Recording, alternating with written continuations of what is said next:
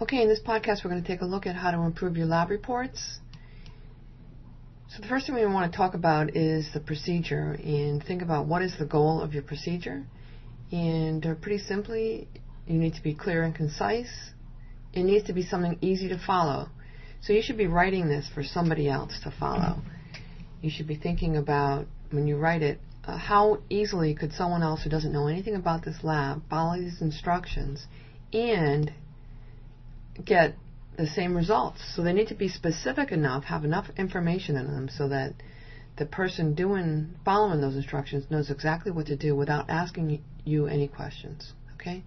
So you should always put yourself in the reader's shoes and think, if I were coming in to do this lab, I didn't know anything about it, could I get the same results? Or if I had two people in two different high schools in two different labs doing this, could they get the same results? Okay, so that's what we're looking for in the procedure. So let's take a look at a specific procedure and try to determine whether or not we think it would be a good procedure that met those requirements. So you should pause this and take a look at it and see if you can find ways to upgrade this procedure. Okay, so we want to take a look and say, if we look at this first sentence, add 10 milliliters of vinegar into a graduated cylinder or beaker. The problem with this statement is it should specify either cylinder or beaker. And if we're talking about 10 milliliters of vinegar, we're probably talking about a specific graduated cylinder to capture the amounts of foam that could be expected. So we should specify, the graduated cylinder size. The next step here says to add dish soap.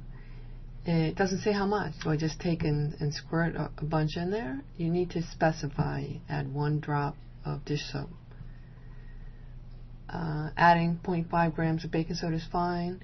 And then it says repeat the process with different amounts of baking soda. What it doesn't talk about here is what do I do after I add the baking soda? So you want to talk here about wait until the reaction appears to be done, and then once the foam level has settled, and you want to do this pretty quickly because the foam will start to go away, you want to measure the height of the foam using the milliliter side of the graduated cylinder. And here, rather than saying repeat the process with this many grams, it's better if you number your steps, and then you can say repeat steps 1 through 3 using these different amounts of baking soda. So the procedure has gotten rid of a lot of the stuff that tends to make it wordy and confusing, although they still talk about next and then. If you had a numbered steps, you really don't need those. The other thing that this procedure could have benefited from, if you remember, one of the things I showed you was put the graduated cylinder inside a beaker and put that beaker on top of a tray to catch the mess. If you thought that was useful, it's probably also useful for people who are doing the experiment. And even better than just explaining it would be to have a picture or a diagram. So anytime you have a setup that is not intuitive, that people wouldn't automatically go to, you should have some kind of a diagram, because it really helps people understand how to set things up. You could have done that by just opening a photo booth on your laptop and clicking the button and then inserting that into your Google Docs. Or you can make a diagram. Okay. And let's take a look at this data table and look at how we can improve it. So again, I would encourage you to pause the podcast and take a look at what things you think could be upgraded here. Okay. So a couple of things. There's, this column, everything is the same, 10 milliliters. In this column, 1 drop are the same. And if they're the same for all trials, there's really no need to have them there. These are really part of the procedure. It says to add 10 milliliters of vinegar. It says to add 1 drop of soap. So you can eliminate these columns. The other thing, the biggest issue here is that you've always got to put yourself in the position of the reader. And in this case, they don't have their trials together. So if I'm reading this, I want to know how close the 0.25 gram trials are. And in this case, there's one here and there's another one here. Now this team actually did this in chronological order. They started with 0.25, went up to 0.5, then 0.75 and 1. and then decided they need another trial, and then they added these. So this was their chronological order, but you should always reorder the items in your table to make it easiest for your reader to follow. So the best practice, what you should be doing, is you should always order the table by the independent variable, and you should go in increasing amounts. And if you have multiple trials, they should go together. You don't really even need this here, because if you had 0.25 grams, 0.25 grams, it's obvious that those are two trials of the same amount. And then the reader can just evaluate the results easily. Okay. The other thing that's not necessary is to have grams here and grams here. Easiest thing and best thing people do is they put the grams up here, and then you don't need grams in this column. Okay. So let's take a look at a graph. This is a graph that was in a report. The problem with this graph is it does not show the data points, and not only does the reader want to see the data points to know how much scatter there is, but you, as the analyst of this data, want to see where those points are. So unfortunately, Logger Pro defaults the way we don't want it. So whenever you make a graph in Logger Pro, the first thing you should do is you double click on the graph anywhere, and then you select put point protectors on, which allows you to see the points, and take the connect the points off. This looks like they left connect the points on, and they probably had 3 data points, one here, and one here. And what Logger Pro did is connect the graph. You never ever want Logger Pro to connect the points. Okay, you always either want to do a line fit or a curve fit. Okay, so those are the two things there. Alright, so here's another graph that was actually in a lab report. This was a data table that was before the graph. This is the graph. So I asked you what's wrong with it. It looks a little busy. That's because I put a bunch of stuff on the same slide.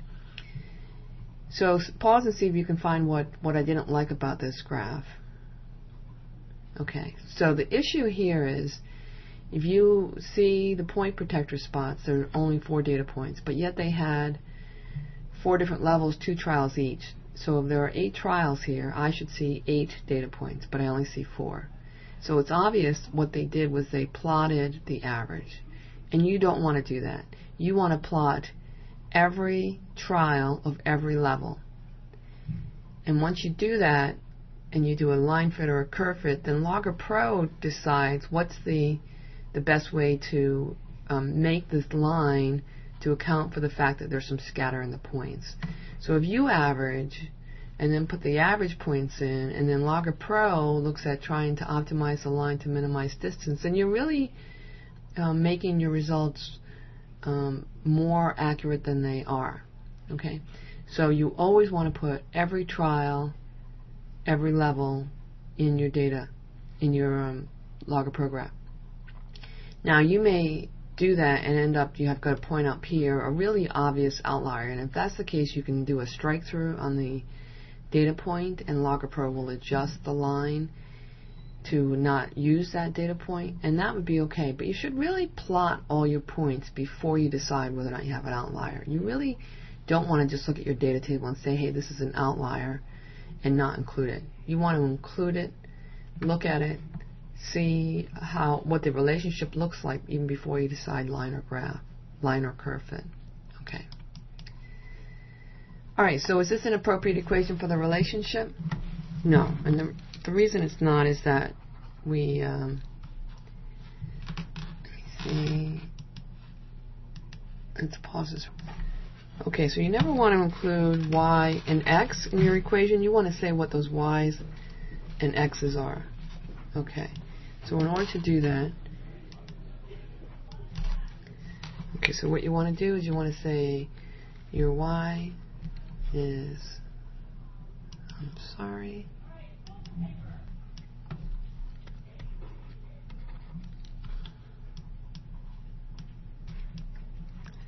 okay, so it's not appropriate. So instead of saying y, we want to say, oh, come on.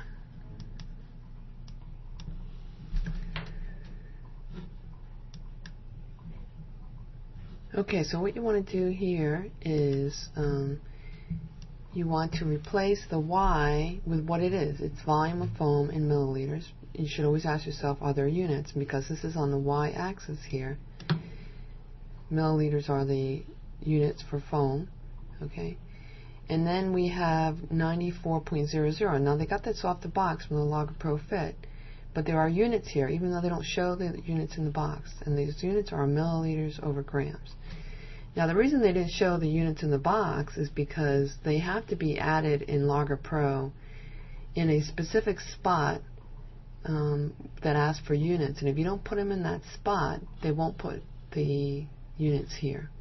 Okay.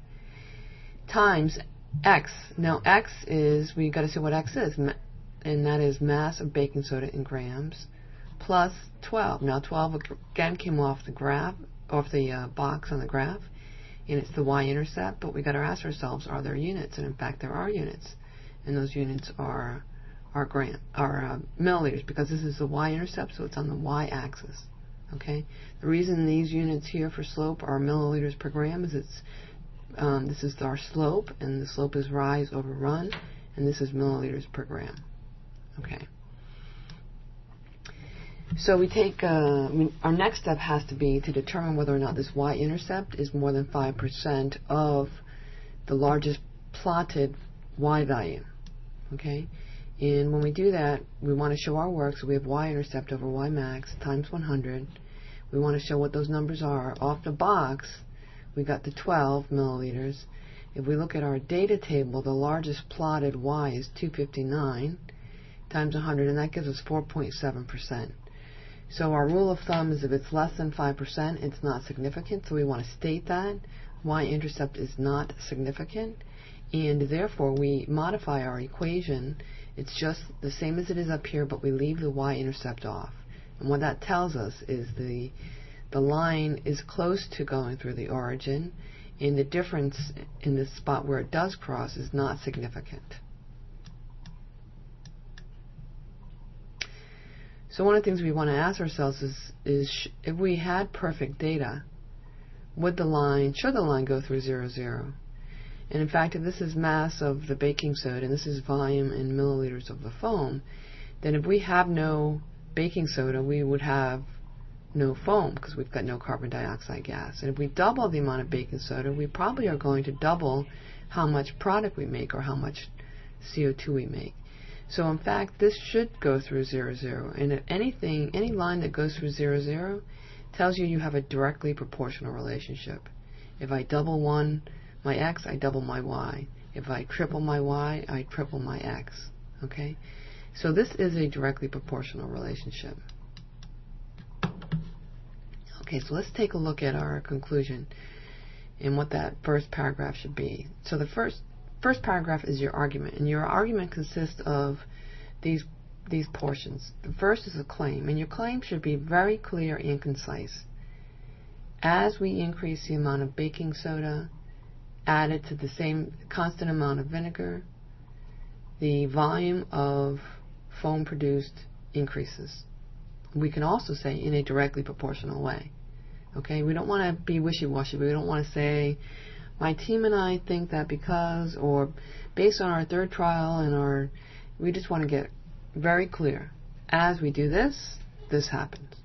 Okay, and then we want to talk about our evidence, and our evidence should be discussed in two statements. The first, we want to convey to the reader that the test that we ran is appropriate, so they need to know something about the experiment, how you obtain your results. Now, I don't want to rehash the procedure, but you do want to talk about what you did.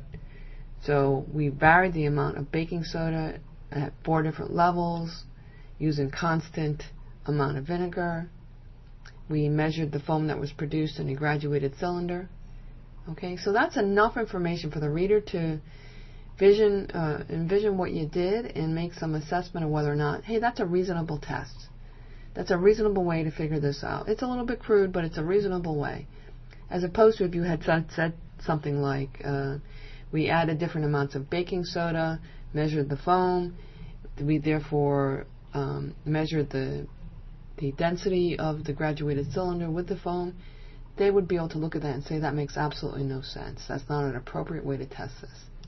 The other thing you want to discuss is the sufficiency of your data, which means, is there enough of it to be valid? So you could make a statement here that said something like, we evaluated 6 different levels of baking soda, 3 trials each. That's enough to tell the reader, wow, they have a lot of data. And this trend held, so this must be pretty reliable. As opposed to if you said, we did 2 different levels, and left it at that, the reader's rightly going to assume that you did not do enough work, did not do enough trials and enough levels to really make the claim that you made. The last statement wants to be, you want to be your scientific reasoning. Why does your claim make sense or not make sense? And a good way to start your scientific reasoning is, this makes sense because, or this was unexpected because.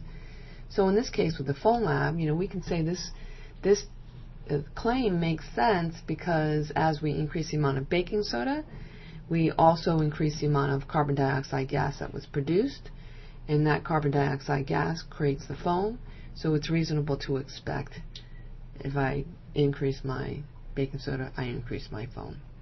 You want to get back to the science. Okay. Now all of this is done in 4 sentences. The claim is the first sentence.